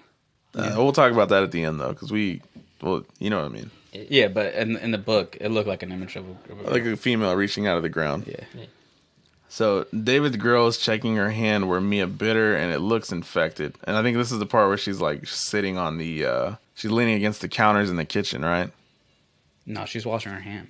Remember? She's washing on the sink? Oh, yeah. Yeah. And yeah, she's squeezing it because it looks infected and like black shit's coming out of it. You know what I thought it was? You ever seen like those flies that you go to like South America and they bite you and it look like and then a larva grows inside? Talking about bot flies? Yeah, I thought that was what was coming. That's what it looked like when the skin like has those like kind of big holes where it looks like a bug's gonna fucking come out of. Yeah, it looked bad. It's rotted flesh. So as this is happening, Eric's looking at the book and he sees a page that says Satan's bitch, kill, and it shows a picture of a girl being impaled. And that's when he tells David his theory that, hey, I think the only way we could save Mia and stop this is if we murk her ass. He's like, either we gotta dismember her, we have to burn her, or bury her alive. And obviously, David's like, fuck that. Just think about it. Say if your sibling went crazy and some dude's like, the solution is to either cut her up, burn her ass, or bury her alive. Are you guys doing it? yeah. You think you are? Because I mean, if it was random, like, nah, you're crazy. But everything's connecting, and this bitch just bit my girlfriend. Like, she's not her. That's a different. Even crackheads have more self-control than this bitch, and people are dying. So yeah, I would have. Yeah. He says it would put her soul to peace. Mm-hmm. Yeah, that's all I want for my siblings. Them to find that peace.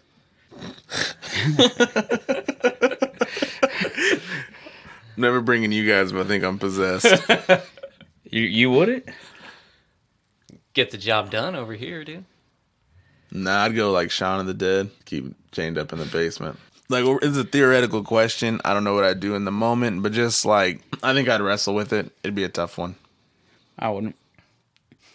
I think I would at some point. I think I would, but it'd be a very, very hard thing. I think as it'd be for any of us, because we all have siblings. You know that scene when he pulls out his girlfriend out of the cellar, and she's like, "Oh, your mother's a whore." I'm like, "Oh, I'm gonna kill you." That's all it takes. Yep. We have the same mother. So the rotting flesh starts to spread on David's girl's hand, and the door to the kitchen shuts behind her. And David says that the rain has stopped so they can escape. They don't have to kill her. They can make it to a hospital or whatever. And as this is happening, this is all simultaneous. We keep getting flashes between David and Eric fighting, and his girl in the kitchen, and like this infection on her arm is spreading. And her whole arm's starting to look like it's rotted. And she's not saying a word, like you said. There's no screaming. She doesn't try to alert anybody. And at this point, the door opens, and she sees that the basement door, the hatch is kind of cracked open because the chains are holding it from opening it all the way. So we see Mia's like head sticking kind of out of the cellar door. And that's something that's like iconic from the original movie from the 80s. Just, you know, the girl sticking her head out of the cellar door through the chains. She starts to like kind of convulse, and it looks like she's getting possessed, you know, like the other female did. But she picks up a meat cutter. So this is the part where she's on the floor, right? Looking at the girl. So she picks up the meat cutter from earlier in the movie. And when she does that, Mia starts to scream at her, "Don't do it. Don't cut it off." Because she already knows what's going to happen. I feel like she did it on purpose. Yeah. So David's girl starts to cut her own arm off pretty savagely without really even thinking about it, which is pretty beast. And as she cuts through the bone, I think, that's when the power goes out in the cabin. So also something that we didn't really talk about that much was the effects in this movie. Gory as hell. Really bloody. Looks cool as shit. In my opinion. Yeah, it was pretty good. Like, I definitely like winced. Turned the head and kind of went, Yeah. Same. So David goes to the kitchen and he finds a pile of blood, and he sees his girl in the corner kind of like leaning away from him. And when she turns towards him, we see that her arm is still connected by the thinnest piece of skin in the world. And as she turns around and she's like, "I had to do it," then the arm falls off finally. And Mia's like giggling in the basement. Yeah, but the arm didn't look affected. It looked normal. Like after she had cut it. Yeah, like if it was all on her head. Which is possible. I don't know. This movie's hard to tell though, because like even we'll talk about it later. So David starts to. What does he do to her arm? I didn't pay attention to that part. Fucking duct taped it, dude. I He don't duct know. tapes it more. I thought I he really just don't put know. a belt around it. He put a tourniquet on it. Yeah.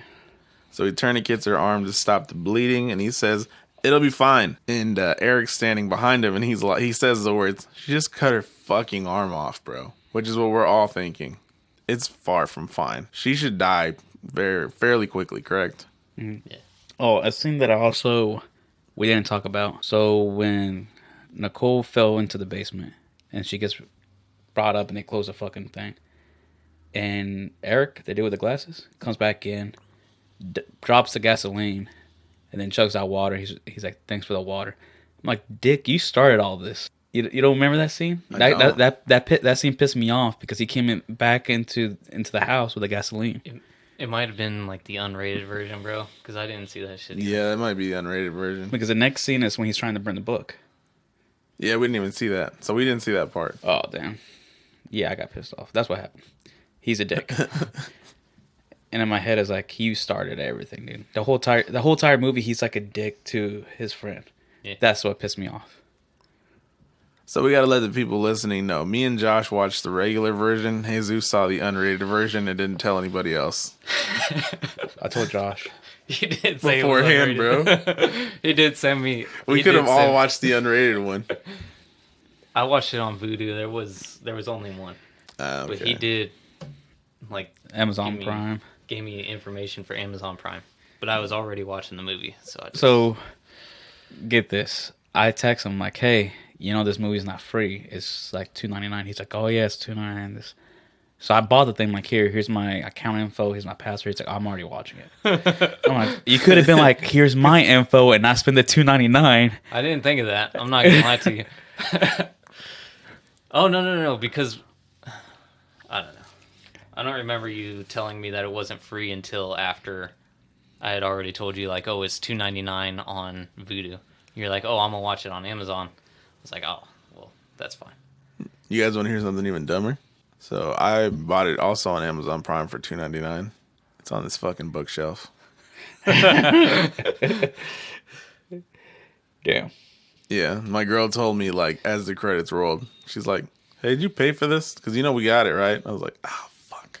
So I jumped ahead before. So it's at this point where Eric starts reading the book on how to cleanse the possessed. And that's when he finds out you have to bury them, dismember them, or burn them. And David asks if he's sure if it works. Or David asks Eric, "Are you positive this is going to work?" And fucking Eric's like, "Of course not, bro. It's not fucking science. I'm reading out of a fucking book bound in human flesh, written in blood. Some fucking psycho wrote it. So it's at this point that David reveals that their mom had some sort of mental illness as she was getting closer to her death.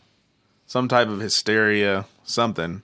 So he said that was a concern that him and Mia had, that they had developed, the mental problems. So he's still trying to rationalize this whole thing, which is fucking stupid, bro. Like, motherfuckers are cutting their own arm off, cutting their fucking face open. No mental illness is that type of contagious. Right. And then he was saying that he said maybe it was a disease, maybe it was the dead cats in the basement, and Yeah, that shit pissed me off because, like, how You can only be so fucking naive at some point to just be like, all right, this is obviously Satan. like pulling up to the cabin, bro. You should know it's Satan.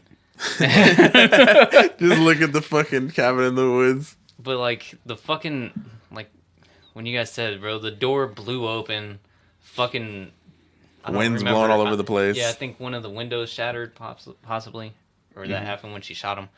But like, and then she screams in a voice that's not hers. How? Like she just fucking timed that perfectly. Just like, yeah, I'm gonna scream now.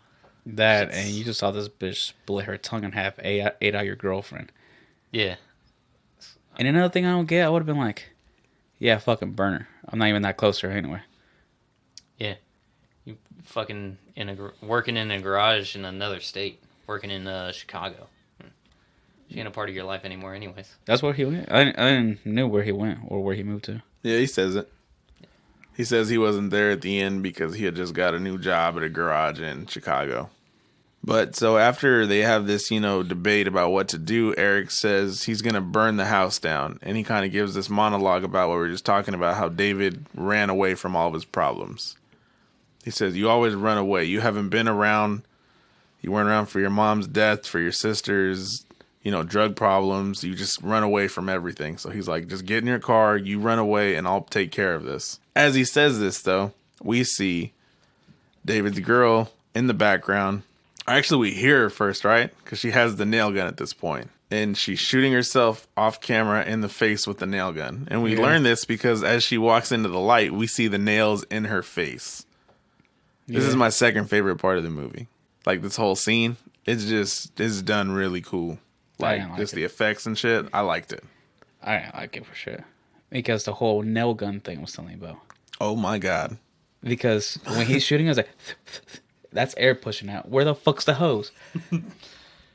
Bro, she's walking around without an arm holding a nail gun with nails in her face, and you're concerned about the pressurized nail gun. It's a demon-powered nail gun, bro. At this point, it is. And We had a conversation about this in the last one. I use it as a clip for the Idle Hands podcast where Francisco's complaining about the hand that's been severed walking around on walls. Yeah. I heard it. I mean, don't get me wrong. If I was in that scene and I just got hit by nails, that's not going to come to my head. But I'm watching the movie. So they see David's girl walking out of the kitchen, shooting herself in the face with the nail gun. And her next move is to light fucking Eric up with this nail gun. Like, he falls on the floor and he tries to block him. And one of the nails goes through his hand into his chest. So his hand is now nailed to his chest. Eric's just getting all kinds of fucked up in this movie. Yeah. Kind of deserves it. Yeah, he kind of does. So David tackles his girl and he knocks her out. Now, he was shot also. Yeah, he shot her She shot him? Yeah. Shot him in the leg. like 3 times. So this nail gun never runs out of nails. No. So she tackles him, and they're David and Eric are kind of looking at each other for a second, checking if they're all right. And when they look back, she's gone. She's gotten up and vanished. Wish. Another fucking thing. Everybody's losing track of everybody. Dude, I will keep my eyes on those motherfuckers 1,000%. And Eric already had experience where he thought he killed a bitch, and that bitch came right back alive. So, I don't know. It's extremely annoying that people keep putting themselves in these scenarios where they're by themselves. Knowing damn well, like, the last person that was by themselves fucking cut her cheek open. You know how you guys, like, seen Scooby-Doo, they're like, oh, let's split up, gang? That's that. Like, Well, I mean, it's fucking, they keep on splitting they're up. partners, man. At least they're, like, a group of 3 and a group of 2. Like, why hasn't anybody made the call like, hey, how about we just get out of the cabin and wait in the car? Like, I know it wouldn't have helped, but I just don't want to be in the house. I don't want to be anywhere. Nobody should be in the cabin, guys. So once David's girls vanished, Eric tells him, like, hey, you need to get that before she does. And that's when he kind of nods towards the shotgun leaning on the wall. So David starts to reach for the shotgun, and I think he's looking at a TV screen. He sees the glass, and he sees her reflection of her walking behind him with the crowbar. Which was showed in the beginning of the movie when they enter the house. Yes, the crowbar from the beginning of the movie still. Also, another example of them foreshadowing all the shit they're going to use. I'm not gonna lie, but I do that shit all the time. Look at reflections. That would have scared the fuck out of me. But if I saw a one-handed bitch coming at me, that would scare the fuck out of me.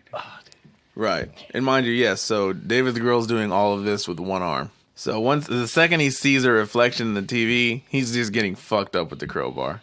She's going in on this dude. But before she could land a killing blow to the man, she gets shot with the nail from our guy Eric. So then she focuses her attention towards him. She's walking towards him, and he's fucking lighting her up now to no effect. And once she gets to him, she fucking goes straight. I can't think of any baseball players. I don't watch fucking baseball. Babe Ruth? That's what I was looking for. Yeah. Well, like, so like he was shooting her, and it was like slowing her down. It wasn't really like stopping her, but then he's the one that runs out of nails. It did run out of nails? Yeah. He That's why definitely runs stopped out of nails, shooting her. yeah. Oh. And that's when she lands her first strike, which he puts his hand up to deflect, and it splits his fucking hand right down the middle, boys. That was a good scene. And then she starts beating in his face, adding more to Eric's problem. And I'm pretty sure at this point his hand is still nailed to his chest as he's getting hit in the face. And before she can land another death blow, David shoots her other arm off. So now she has no arms. And she turns around and she falls on the floor and she starts crawling towards David crying. After saying that, how does she crawl towards him with no arms? Got nubs? She wants to look for him. I don't know. Was she already back to normal? Like human, not demon? Yeah, like she has I thought it was a trick. I thought it was too. Because now she's like crying, crawling towards him, and she ends up like in his arms, and he's like holding her on the floor as she dies. And she's like saying she's afraid and shit, right? Which was fucked. But even then, so like even if she's crying, but you just seen her, like she just tried to kill you, shot you with nails, shot your friend with nails, split his hand in two with a crowbar and shit. She's crying, crawling to you. Are you gonna like fucking hold her? Or are you gonna like just kick her in the teeth once she gets close enough? Because in my mind, I was like, no, I wouldn't trust that. Yeah, that would be tough to trust him right after that, right? Well, like after you see everybody flipping. I was asking if she was still in demon mode. She wasn't. No, then, yeah, I would. Because obviously, motherfuckers are getting possessed. I don't know. I feel like I would if she was in demon mode. Yeah, I want to fucking full roundhouse kick that bitch. Yeah. You know, I feel like his girl was like the least developed character in the movie, right? Yeah, I still feel like the way they shot it, you know, as he holds her, was still like, it did get a little bit of an emotion from me. Like, I was like, oh, that's really sad. Because she seemed like an innocent, even though we didn't know anything about her. She seemed the most innocent out of all. Nah, that dog was. I felt more sad for the dog than this bitch. Wow. That's some white people shit. What, feeling bad for the dog? Feeling for the animal before you feel for the people? Nah. I understand. This bitch put herself in this situation. That dog had no choice. It wasn't her. I don't know. It felt like she went there to support her boyfriend, not to like. Not to lose both of her fucking arms. Yeah. Look, man, that bitch went back into the house. Because she's still, at that point, she's still trying to help him. So, David embraces her as she dies, and then Eric laughs. Remember that? He just starts kind of laughing like maniacally. See, I thought he got possessed there. I did too. Yeah. So David walks Eric outside and leads him on a car. And Eric says he doesn't want to become the devil's bitch. Because the dude tells him... What does he tell him? He tells him something while he's outside. I didn't write it down. I think he was saying that he was going to finish it. He was finally going to take care of everything. David says he's going to do what he's got to do. He might use those exact words. So now he walks through the house and he's pouring gasoline all over the place. Including on the basement hatch. No, not yet.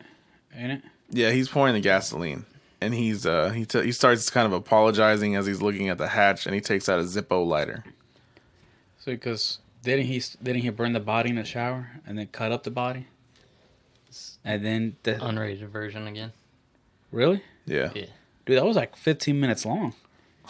All right, so in the unrated version, when he takes Eric outside, he goes back.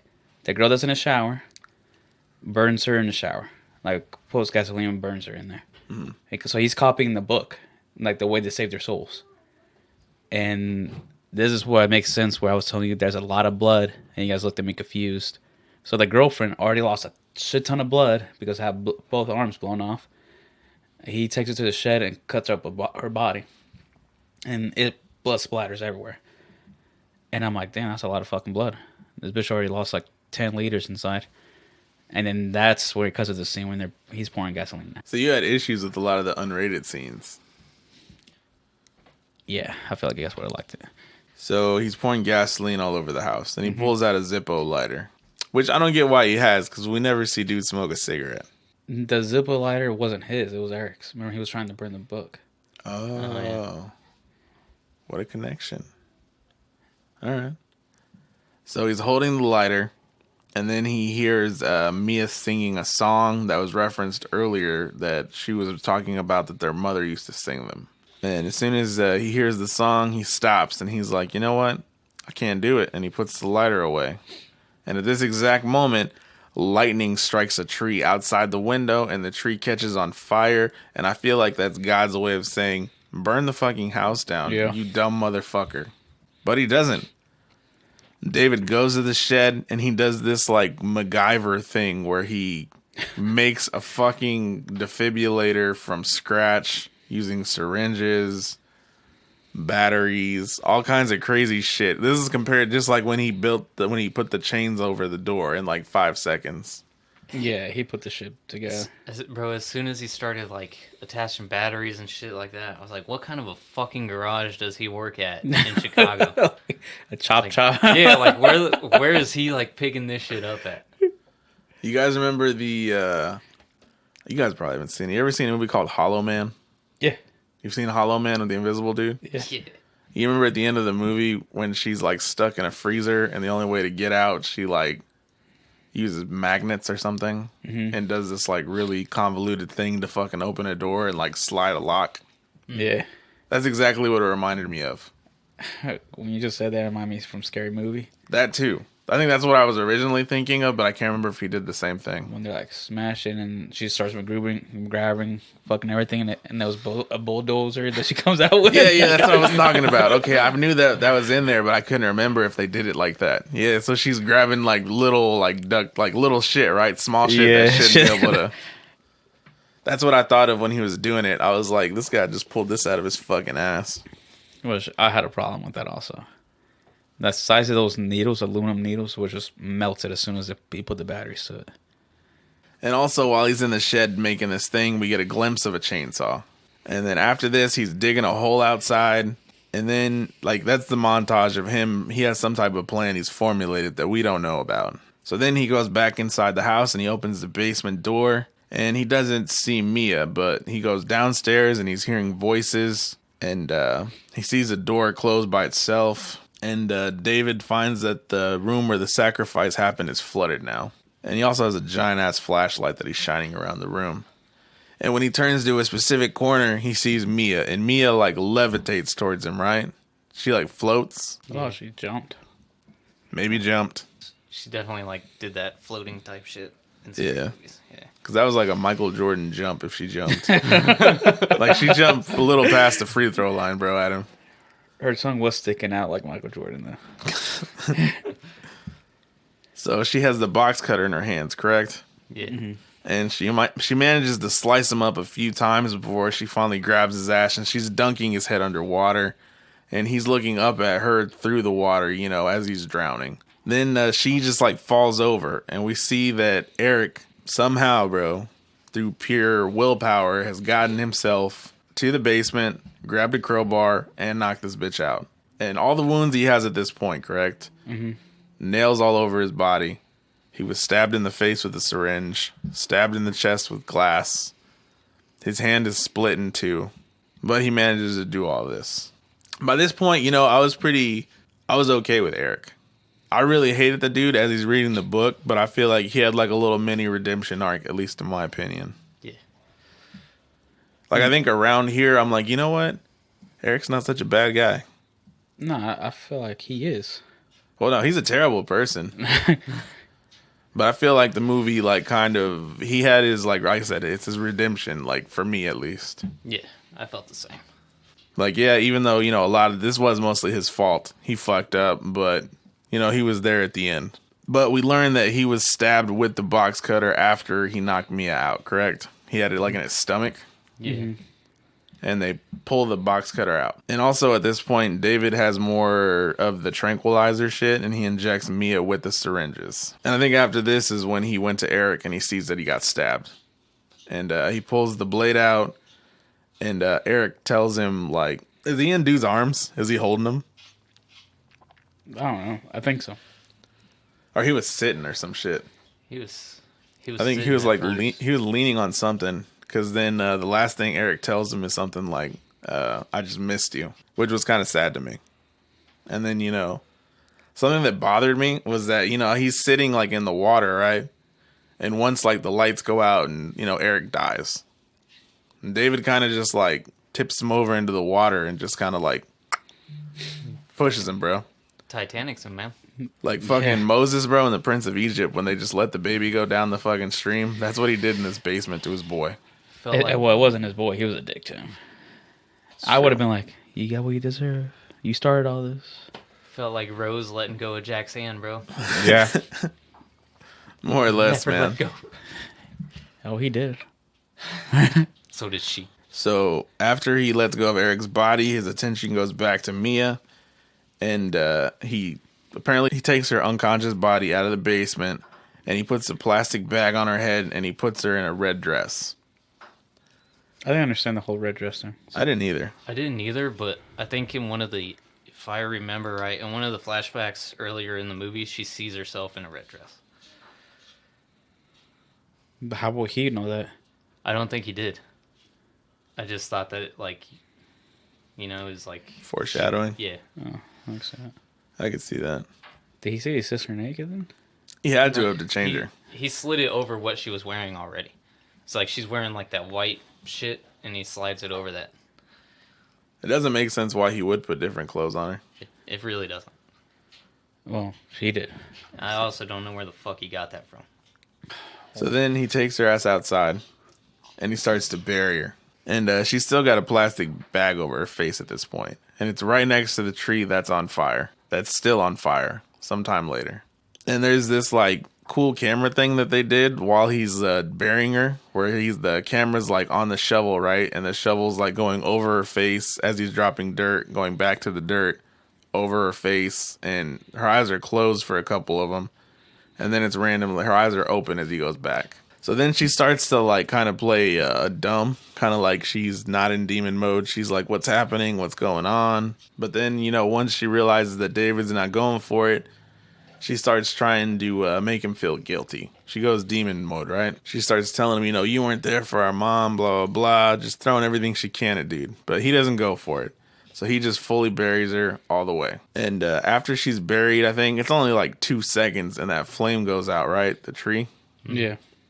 And once that happens, I think he takes it as, all right, the evil's gone now. So he digs her back up. Yeah, so he immediately digs up his sister and he pulls out his makeshift defibrillator and he puts the syringes into Mia's chest and he hits the switch on his little ghetto defibrillator. And he shocks Mia a couple of times and it does nothing. So he kind of accepts defeat at this point. He takes the bag off her head. And now her face isn't fucked up anymore, which comes back to what we were talking about. Was it all in their head? Because now she's not, because before she had the burns and shit all over her face from when she was in the shower, but now they're gone. That and the bitch's tongue's not split. She's talking. Right, and her tongue is no longer split. And he says that at least now she's at peace, and then he covers her body with some type of cover, and he walks away. But as he's walking away, he hears Mia call his name, and he turns around, and she's just standing up. That would have scared the two fucks out of me. Yes. Yeah. And for some reason, he just assumes like, oh, everything's cool now. This is fine. And they like hug it out, right? I wouldn't do that. First off, you gotta go for my neck like full zombie mode. I also saw you bit my fucking girlfriend's hand. Like, I don't know. I'll make sure I bury that bitch again. Like, Like, I'd take you out again. Like, I'd never trust you that you're not possessed. You get possessed by the devil one time, guys, you lose all credibility. yeah. So the next scene is Mia putting Boots on the porch, and it looks like the two are getting ready to leave the cabin. And David says he's going back inside to get the car keys. And once he goes to I think the car keys were in the bedroom where they kept Mia. So there's like pictures and shit all over the wall. So he gets distracted by these pictures. And then we see the camera kind of goes over his shoulder. And we see that Demon Eric is standing behind him now. His boy Eric's turned into a demon. I jumped like a motherfucker on this part. Yeah. Even though I've seen this movie, the jump scare got me. And so Eric is behind David, and he stabs him in the neck with pliers. The pliers he used to cut open the barbed wire on the book. So David kind of crawls out of the bedroom and the living room into the living room, and he bumps into Mia, and Mia's trying to say like, oh, what's going on? What's happening? And they see Eric coming out of the bedroom. So David tricks Mia into getting out of the house. He kind of pushes her out the front door, and he says, run, and he shuts the front door, right? Mm-hmm. So she's banging on the door, let me in, don't do this. And dude turns around, and he's face to face with Demon Eric, and Eric says he's coming in his demon voice. David pulls out his Zippo, right? Lights it, drops, or no, he has the shoots shotgun. it. Yeah, he shoots it. The can. Yeah. So he's with the shotgun, and it looks like he's going to try to shoot Eric, but instead he points the shotgun at the gas can. Boom. Blows up the whole house. House is still intact. The house is still intact. The windows bust out with flames all over it. But Mia's standing right outside the front door, and nothing happens to her. Right. I thought that was questionable. Same thing for her brother. Nothing's wrong with him until he gets possessed. All right, so that's another What happened? unrated version, because in ours, like, you never see him after once he shoots the gas can, and never shows her brother again. Yeah, we assume he dies. Oh, well, no, unrated version. Let me tell you. It's fucking So in the unrated version, Eric is still alive and he's crawling, like burning, and then he dies, and then his brother gets possessed, and then he catches on fire. And that's when it cuts outside. Man. That sounds kind of tight. Yeah. Yeah. I still got it on Amazon Prime. You got 24 hours. Which will bring up my next theory. So Mia walks away from the cabin. I think she's kind of accepted, like, all right, this is just how it is. And she picks up the necklace, which is directly in front of the cabin that her brother had given her. And as she's like, I think she's like kneeling, right? Just holding the necklace in her hand. And as she's holding it, we see like a camera shot from above her head that's panning towards her hand. And we see it's a drop of blood that hits her hand. And then the sky just fucking starts to rain blood. And a hand reaches from the dirt. And then a creepy ass naked chick thingy crawls out of the ground. And this is what I was talking about before, right? So this is supposed to be a demon, correct? Yeah, that's... Yeah. No, it's... I don't know what it is. I thought the thing that were being possessed was the demon. Mm-hmm. I think that what came out was like pure evil. It was like the next step above a demon, under a devil. So that was something that was... well, because I saw the unrated version. You know how Eric was like, this is the ways that we need to do to kill her and save her soul. I think because even he says after she gets 5 souls of demon, whatever the fuck is gonna come out. Mm-hmm. They summon that fucking demon. That was the steps they had to do. They had to cut up the body, bury a body, and burn a body to summon this thing. It was nothing to do with the fucking saving her soul. That was to summon the demon. It would make sense. So this thing's like the embodiment of evil. Right. No nipples. That's what I'm saying. That's why I think maybe since it's supposed to be some kind of demon thing, right? Mm-hmm. It can't be necessarily a guy or a girl. It's like ambiguous. Like it has female features and guy features. But to describe this thing, isn't it like pretty much It looks really tall. No, I thought it was the same height. It looked like a normal height. I thought it looked abnormally tall and long and lanky. Certain shots it did, and then in other shots it looked normal. Like, were you guys confused throughout this? Because I feel like at some points it looked like the chick from the beginning of the movie, and at other points it looked like something else. The face looked like the girl from the beginning of the movie. Yeah. But that was about it. The body was nothing similar to it, though. Nah. Like, the spine was, like, sticking out a little bit and shit. I think this would be the one time where the camera angles were, like, bothering me. Because, like, you could tell when, like, the close-ups, it was a different face. And then from the faraway shots, it's a completely different person. But no, so this creepy-ass, demon is coming out of the ground, has long black hair, completely naked. And Mia manages to escape into the Jeep, right? But she drops the keys on the floor. Oh, one thing. Maybe it was an unrated version. She grabs her, and it burns the fuck out of her. Yeah, that's after that. She drops the keys, and she gets back up, and she sees the demon in the window. And when it comes in through the window, then she's crawling away, and it grabs her leg. And as soon as it touches her, it burns the shit out of her leg. I thought it did that when it came out of the ground. Burned her leg, and then when it, like, busted the window, it grabbed her arm. Burned her arm. Yeah. That bitch has been burned a couple times. But, like, I don't know. Like, the dropping the keys shit, I see it in a lot of movies. I don't believe it. Because when I get out of work, bro, I'm trying to get the fuck to my car and get out. So, I'm moving faster than she is in this movie, and she's scared. I've never once dropped my keys. If you were in a cabin in the middle of the woods, and there was a naked giant demon walking towards you, you might fumble the keys, man. But it's not giant, though. No, it's not. I'm telling you, bro. The way I picture this thing, like, I picture, like, a 7-foot tall, skinny bitch with long black hair. Well, that's the thing, is, like, for most of it, like, the thing was crawling. Yeah. So Just the angles I'm seeing, I picture. That's just how I picture it. Like, maybe I'm just projecting some shit, like, of what I'd be afraid of. To me, like, even if she dropped the keys, she's just moving too slow, man. But I wrote down in my notes that after this happened, once it touches her leg and it burns her skin, definite, like, I got video game vibes. This is the final boss fight. Yeah, it is. 1000%. Like, of all this shit, like, this is like in the Final Fantasy games, she's fucking full on fighting Sephiroth right now, bro. Like the guy with the white hair and the fucking sword. I don't know how many. This is Darth Vader and the Emperor. This is just the climax. Like I told Josh, I got hyped during this shit. I love this scene. When the blood's raining, bro. Fucking skin's burning at the touch. Because she gets out of the car after she gets burned, right?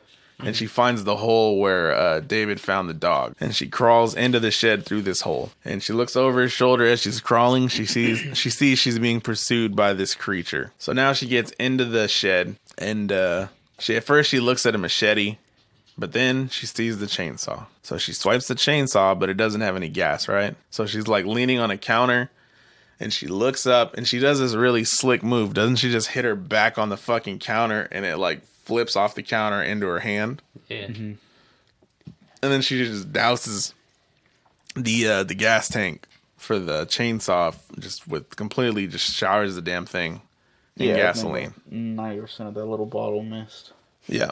Which, another thing, if I see it has no gas, I'm going back for the machete. So she doesn't get a chance to start it though because the demon's coming in, right? So she crawls like into a little crawl space, like behind a wall. But I thought she went behind a shelf. Yeah, it was behind like a couple of shelves. Oh, okay, so she crawls behind a shelf. And as she's crawling behind the shelf, the demon's picked up a machete and it started to like stab through the walls. And one of the stabs hits Mia's knee. Looks painful as shit. Yeah.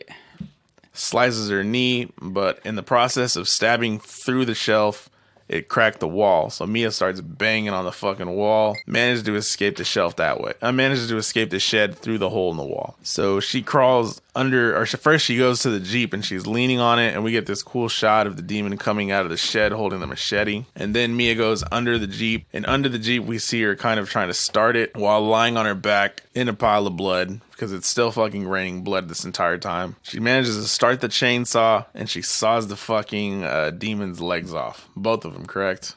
Mm-hmm. Which, I didn't like that scene. That would be a bitch to try to start on underneath that car.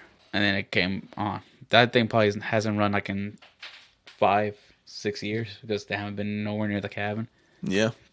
That gas is probably no good, and this bitch went on like after the second swap. She didn't even like prime it. Yeah, Thought that was gonna bother you. it is. Because trust me, I struggle the fuck out of mine. So So she saws the demon's legs off, and now the demon's laying on the floor, and Mia starts to try to crawl out through the other side because the demon's grabbing at her legs, right? Or trying to. yeah, trying to. So she's almost out from under the Jeep, and then all of a sudden, this fucking demon lifts the Jeep with one hand and starts to flip the car, and Mia's kind of, she's pretty much in the path of where it's going to crush her, so she does this elaborate roll, and her body gets out, but her arm doesn't clear, so her arm gets pinned by the Jeep that's been flipped over. And so now she's lying there kind of on stuck mode, trying to reach for the chainsaw because now it's out of arm's reach because her arm is pinned. And she sees the demon crawling from the other side of the car. And once she sees that, she goes into fight or flight mode and she tears her own fucking arm off from under the Jeep, which was beautiful. Tears it, grabs the fucking chainsaw with one arm. And this was the one part, like how you guys are having these moments of like disbelief. You can't use a fucking chainsaw with one arm. Can you? Yeah, You think you can? okay. And Don't you have to like hold it, pull the trigger? No, well, remember she used her nub to support it. Yeah, she shoved her nub in there. Okay. Well, even then, like I have trouble holding a fucking chainsaw with two hands, let alone a fucking hand and a nub. I feel like I can. Turning on the damn thing probably can't, but I feel like I can. So now Mia's standing over the demon with this chainsaw, and the demon says, "I will feast on your soul." And Mia says, "Feast on this, motherfucker," and shoves the fucking chainsaw directly into the center of the demon's face. And saws it directly down the fucking center, correct? Mm-hmm. So as Mia says, "Go to hell, bitch," the demon's like split in half and its eyes are still blinking, right? Yeah. And then it starts to like dissolve into the ground. And this whole time the cabin is on fire in the background. Like they really committed to this like final boss scene shit. And the fucking blood rain stops. And she picks up David's necklace, which I think after all that shit, I would have forgot about the fucking necklace. Yeah, I would too. Because she goes back to where it was, like, ah, yeah, I got to grab this necklace still. And then she walks into the woods where the sun is starting to shine. So apparently they were like in a whole nother realm, I'm assuming. Or do you think the sun just came up? I feel like I just feel like that little area is where only blood came out, and everywhere else was actual rain. Yeah. And the last shot in the movie is of the book on the ground, and it flips some pages and shuts on its own to show that it's not, you know, the book is still fucking active. And that's the credits. That's the movie. You know, well, you know, it'd be a crazy plot twist. If like she starts walking and then like she wakes up and it was just a withdrawal from. Whoa, that would have been a fucking twist, bro. Yeah, I will never do drugs after that. That would have been a good ass twist, man. That's crazy. So I waited for the credits, and I guess you guys didn't see it, but she's walking, finds the road, she passes out, and a random dude in a pickup truck, an older guy, picks her up, and he's like, "Are you all right?" And the bitch has no fucking hand, you know, she ripped it off, and then he's rushing her to the hospital. He's like, "Oh, you gotta be fine. They gotta sew you back together, and you're gonna be okay." Like he's chalant of the whole thing. And then she opens her eyes, and they're like crackhead eyes. what were you guys' thoughts overall? I liked it. Like I said, as far as like your gripe with it, like being too bloody, I didn't really have that problem with it. I knew it was gonna be like a gory ass movie, you know.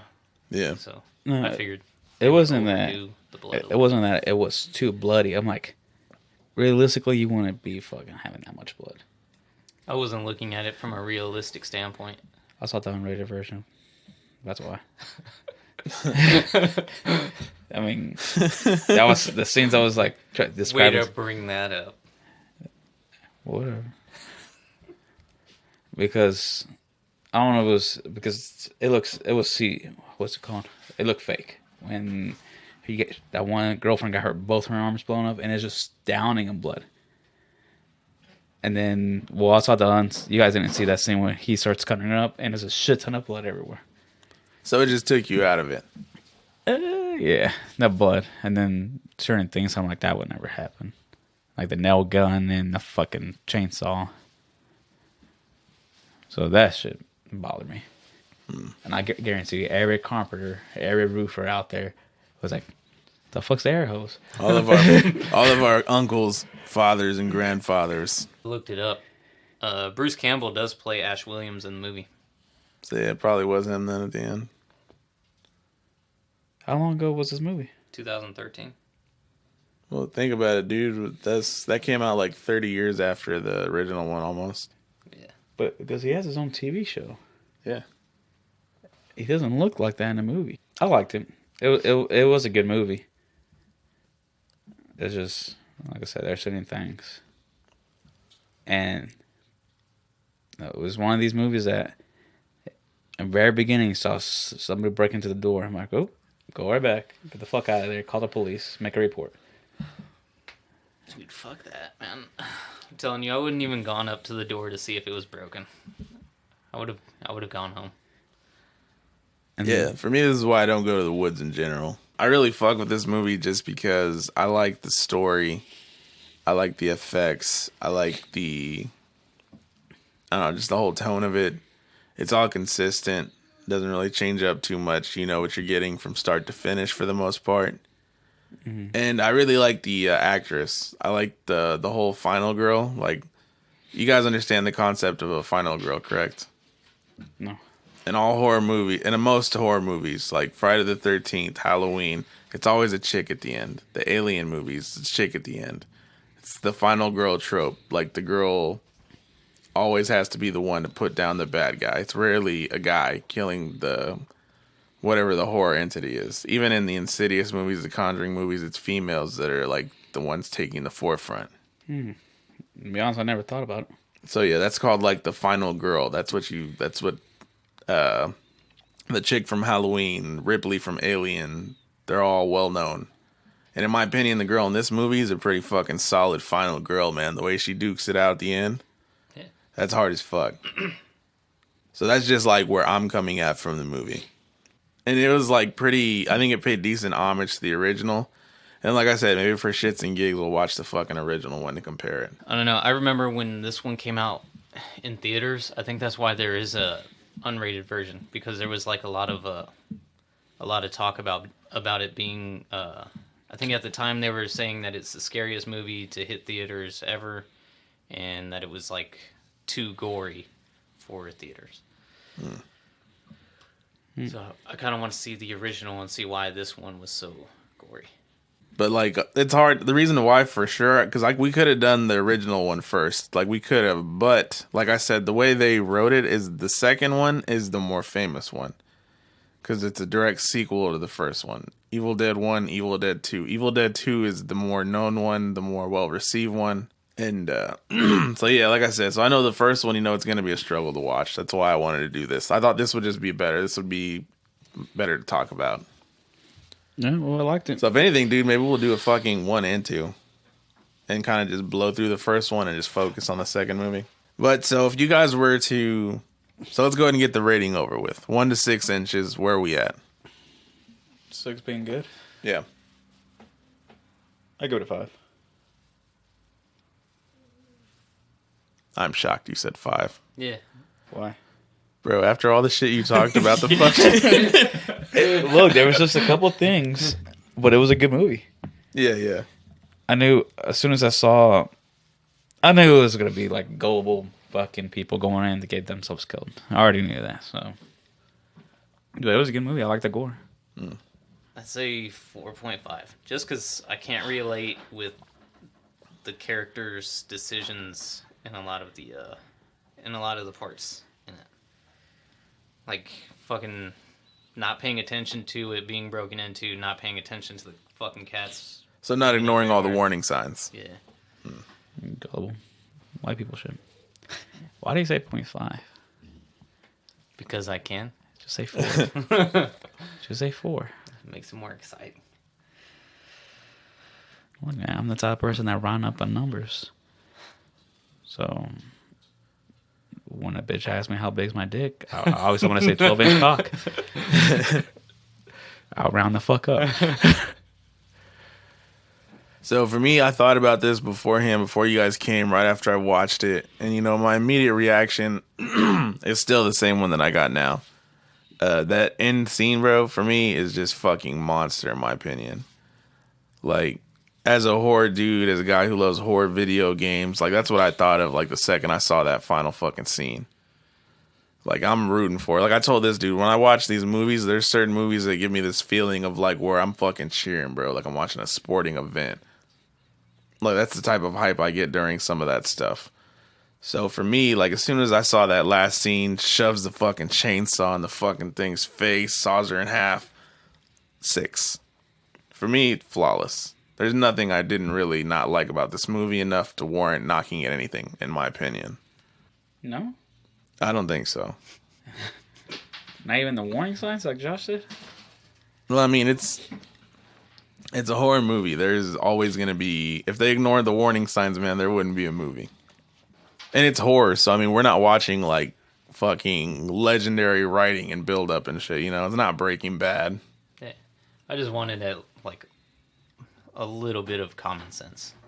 A little bit of realism. Yeah. But then again, they try to rationalize it with old girls fucking withdrawals and shit, so they almost have an answer for some of this stuff. Just not an answer for the cats, though. Yeah, the cats is a big one, guys. I can't explain the cat one. The cat one, bro, I'm fucking out too.